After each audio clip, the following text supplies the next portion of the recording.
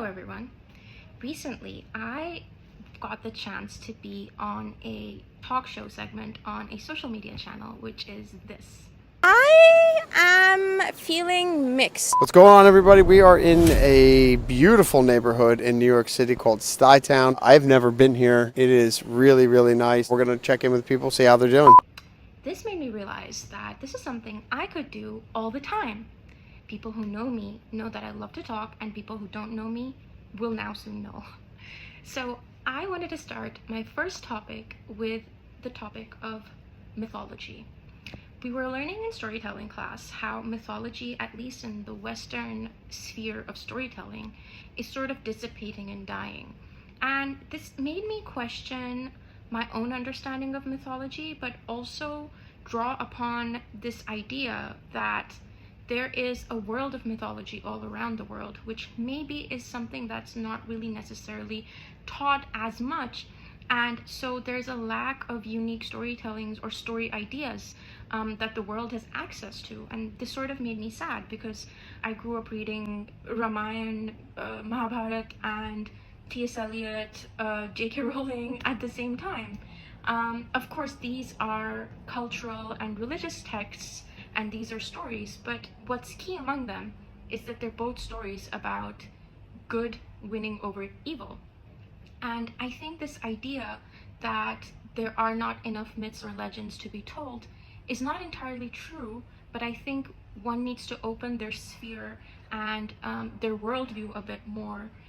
Now, provided that this text that we were reading was from the 80s, but still it's relevant today to understand that myths are born from legends, and legends are created through the idea or based on the idea of principle, on the idea of doing something good or being disciplined, being better than others.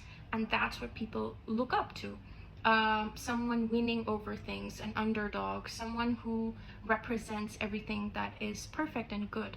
And though we may not really relate with it all the time, that is still the principle of a lot of content that we consume or that we relate to. Think about motivational speakers. Think about personalities, social media personalities that we connect with.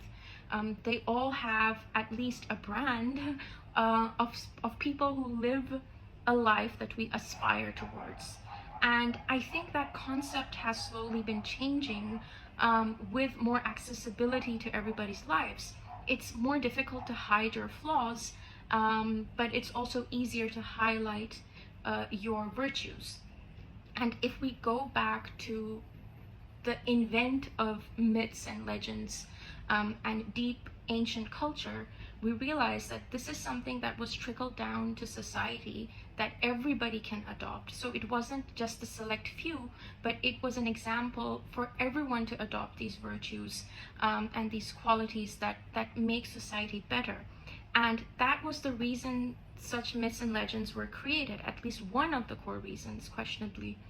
And so this brings me back to the topic of mythology dying down.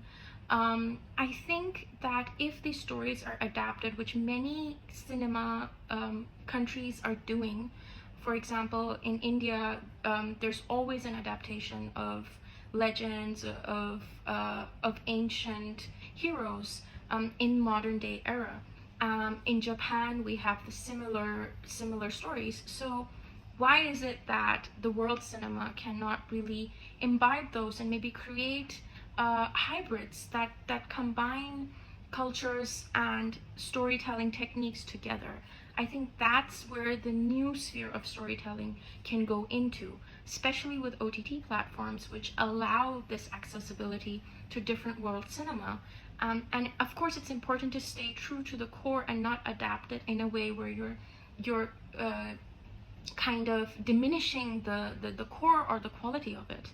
But I think it's important to still bring things together, as was the case even in prehistoric times when scholars, when saints or people who wanted to send out or imbibe new information and give out new information were doing all the time. And that's why we have multiple stories of these hybrid cultures or hybrid ways of thinking or overlaps. And I think those overlaps is where the magic lies. So I think that's how I would define mythology for me. Something that adapts with time but stays true to the core of the culture and the idea that it was born out of. Thank you.